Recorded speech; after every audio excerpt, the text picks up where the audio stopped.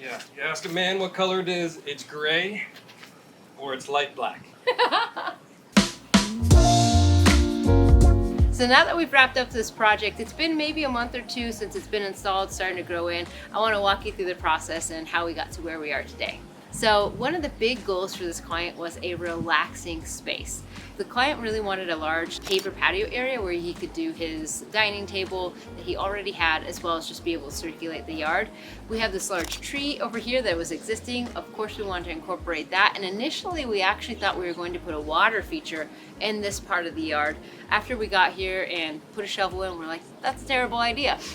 We didn't want to disrupt too many of the roots of this beautiful tree. The tip wanted to poo. It's a very large tree. It creates a lot of shade in this backyard, but it also shades the house, which is great, especially in Southern California. Having a big tree like this will help you save energy because it cools your house down by shading it. All right, so painting this wall, there's a little bit of stucco work in certain areas that needs to be touched up. And then this will be intellectual, this dark color here. On the inside, this is going to be the honeycomb color. The client has bought the paint. And then we're still deciding if this is honeycomb or intellectual, as well as this, but basically painting and touching anything up that might need to be stucco.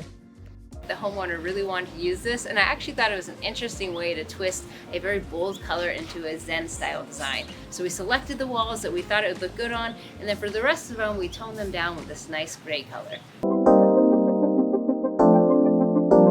And my buddies come out here. I actually flew them out here to help me work on this pond. It was super cool. I was supposed to help them build it, but then I ended up getting COVID. So I figured I would not go to the job site and give everybody COVID. But they did a beautiful job. It started out that we wanted to do a little waterfall, but when we moved location, we decided we're just gonna do a pond.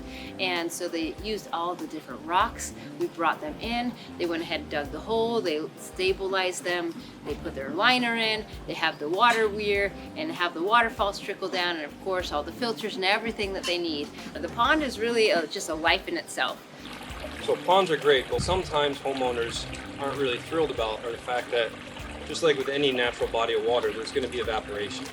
Now for a pond in a courtyard like this, that means you have to continuously come out and keep filling it back up with the hose. In order to avoid that, we installed an autofill. So basically, what we did was we ran another main line from back at our valves all the way under here, and we put a float, kind of like you have in your toilet. It works almost in the same theory. So essentially what we have in here is a small float, just like in a toilet, and when the water level gets too low from evaporation, it'll kick the water on from the main line, and it'll continue to fill the pond up until it gets back to the level that we set it at. So now the homeowner doesn't have to worry about coming out here and refilling it on a regular basis, because it's taken care of for them.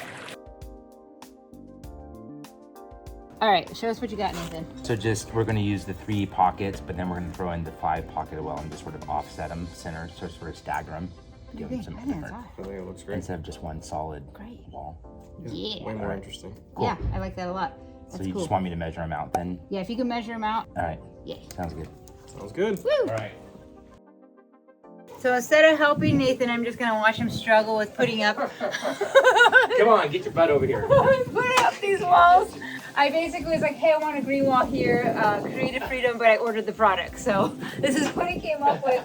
So I had an extra of these 5 pocket bags, and then I had ordered a handful of these 3. And so we're gonna stagger these along the wall. We're still figuring it out. I don't know what it's gonna look like. All right, I'll help you now. All right, Nathan got the green wall up, which we have a lot of green ferns. This is all shade on this side, so we have a lot of green. But I like that though, because this wall is so bright and cheery that it needs something kind of neutral like this. Ryan was in charge of knocking out the fire pit area. He built the bench. We used Western red cedar. We used a stain called russet, like russet potato, which is kind of a reddy brown, and it's a stain and sealer, so that will help protect the wood. Of course, it's Western red cedar, so you could also just let it age. That bench there surrounds a floating fireplace. Nope, I always say that. A fire pit. It's a floating fire pit. And basically what it is we have the bottom built out of CMU block. It's a little bit smaller than the outside, the exterior of it, which is stucco. So in that little indent, we have a lighting wire that sits below it, and that lighting wire will actually glow and make it look like the fire pit is floating. It's just a cool detail to add. And for the top of it, we ended up using bluestone, which matches the bluestone we used in the front yard. It's a natural material. It's about 1.5 inches thick or so, and it was cut, mortared, and grouted in place. In the fire pit surrounding area, we ended up using decomposed granite, which is basically like a gravelly sand, and that compacts really well.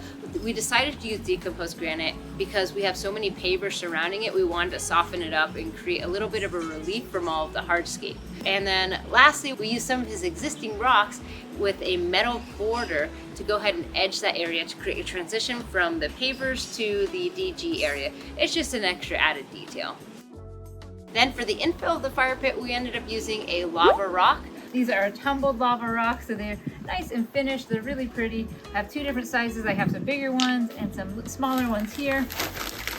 They're fire safe, that's important. I got these ones in particularly from American Fireglass. I have a stainless steel burner that we're using here, and it is important to somewhat level it. I want to show a lip of the natural bluestone, so I'm going to try and fill the gravel to about here. I like them because they give that modern vibe and they're not overly showy, so they blend into the landscape.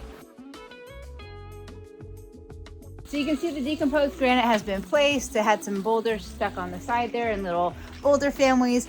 Obviously it still needs to be worked a little bit. It's not really compressing at this point. It's still fairly mobile though. And this is non-stabilized DG, so to stabilize, they end up putting like a corn gluten or something in it that actually really kind of locks it together.